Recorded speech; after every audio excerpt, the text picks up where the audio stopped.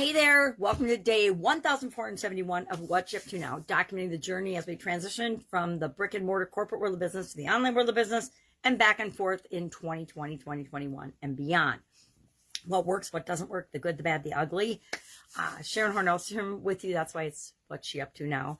It's just my place to share what's working, what's not working as I'm exploring and participating in different business endeavors, working with different businesses, being actually involved in buying and selling and growing and supersizing different businesses in different industries. I've been in, I've lost count of how many industries. It was 27 plus in the offline world. Then I came online and did a lot of different things and have been involved in a lot of different industries and different people's industries across the spectrum of business and what's possible.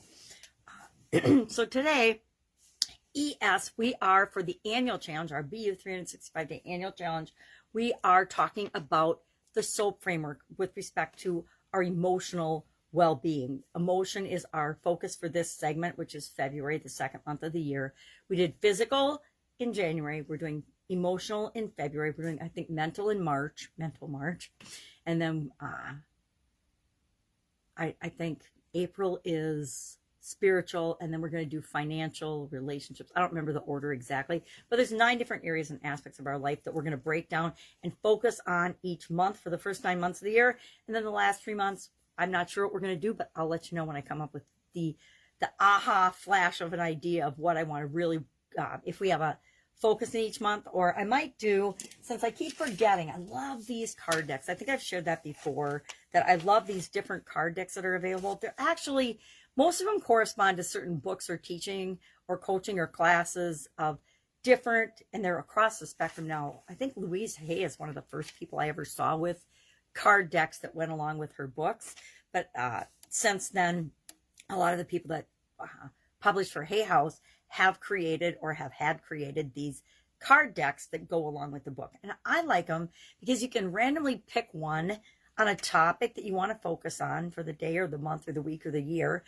And you can read it and carry it with you. And then throughout the day, if you need a little pump, a little boost in your energy, or a positive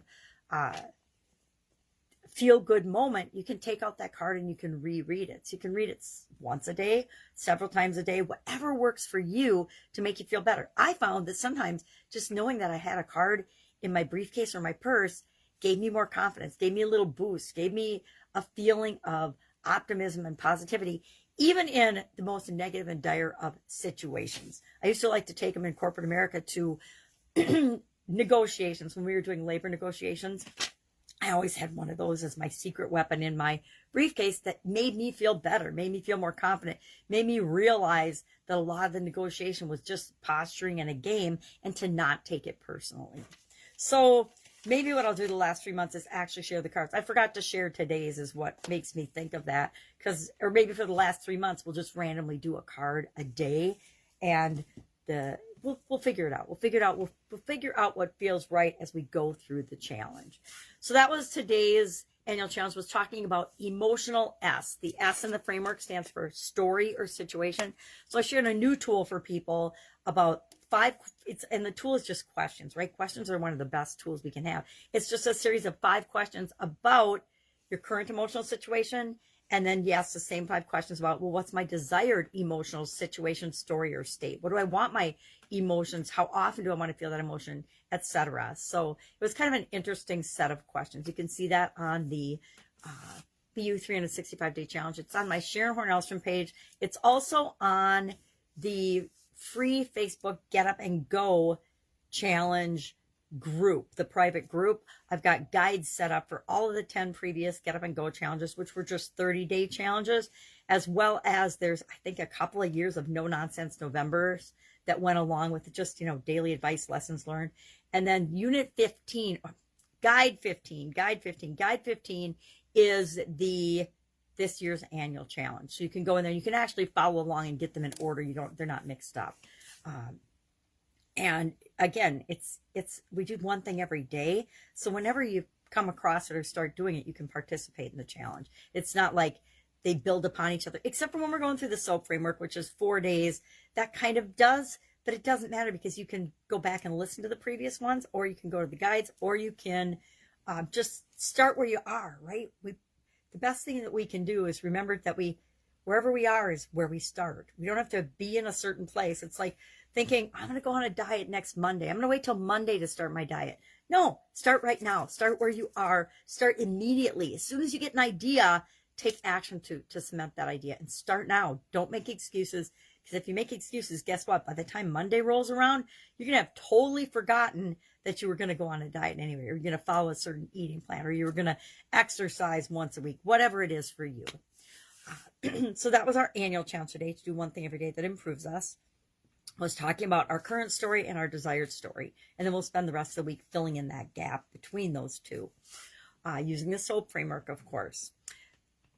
Today, our idiom for Supersize Your Business was on top of the world. We're on top of the world.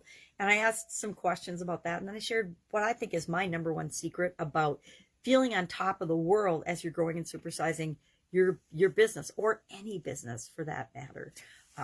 If you want to know what that secret is, guess what? You got to go watch Supersize Your Business on top of the world idiom today. And you'll see what that number one secret is. I'm actually going to the cardiologist today, and I'm physically going to the doctor's office, which is weird because I haven't been there I didn't go in 2020. So 2020 didn't go. 2021, we had virtual cardiac appointments, which I found absolutely worthless, but I'm sure the medical establishment loved it because they got to charge the full price for a Zoom. It wasn't Zoom, whatever their technology is, for a phone called appointment, which again, I thought was absolutely worthless. Now this one, I'm just going in for a refill of my prescription every year. It's really interesting. I got a letter from my medical group saying, all right, well, we're just going to do remote device checks on your ICD for the next 5 years. And, we'll do them every 3 months, but you only have to come in every 5 years. Again, they can remotely read my box electronically. It's kind of like a cell phone transmitter. So they can just do that now remotely. And it's, $152 or $158. I can't remember, but it's over $150 for somebody to read and print out this box every 3 months.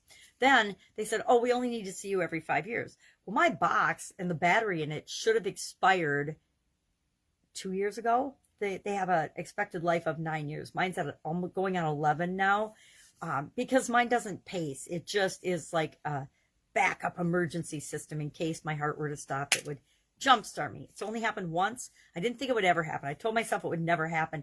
And then I tried running and realized that I have never have been a huge runner, but I used to run when I was in college. And I thought, oh, I'm going to start running and jogging to get in shape. So I did an exercise class where we had to run little short bursts of sprints, which is not good for if you've got an internal cardiac device. It doesn't like that all of a sudden your heart rate shoots up really fast and high. That's not what it's programmed for. So, but mine should be expired, but I don't have to go back and get it looked at for 5 years. Makes no sense to me.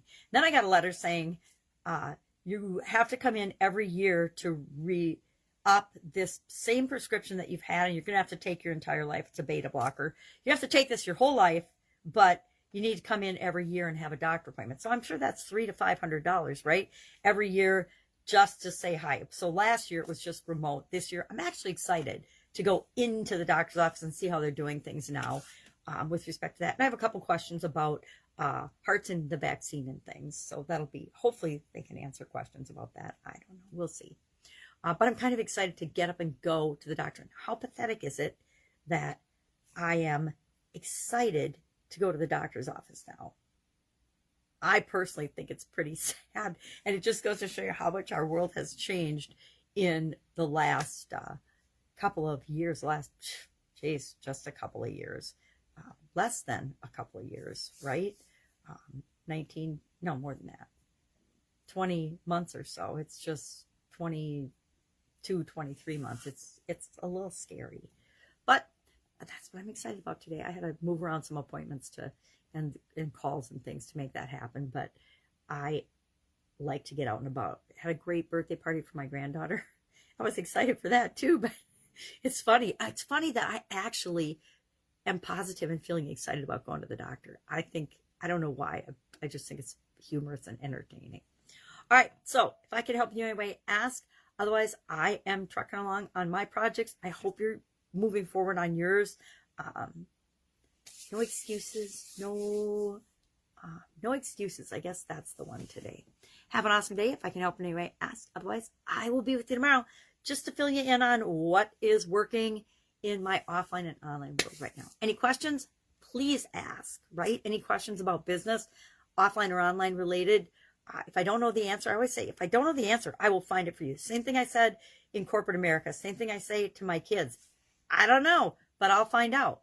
And I don't feel less than because I don't know things. Guess what? There's way too much for anybody to know about any topic on the planet right now. Even the areas that I consider myself an expert in, I know I don't know everything because things are changing all the time and I'm keeping up, but I still don't know everything, right? All right. Have a great day. I'll be with you tomorrow.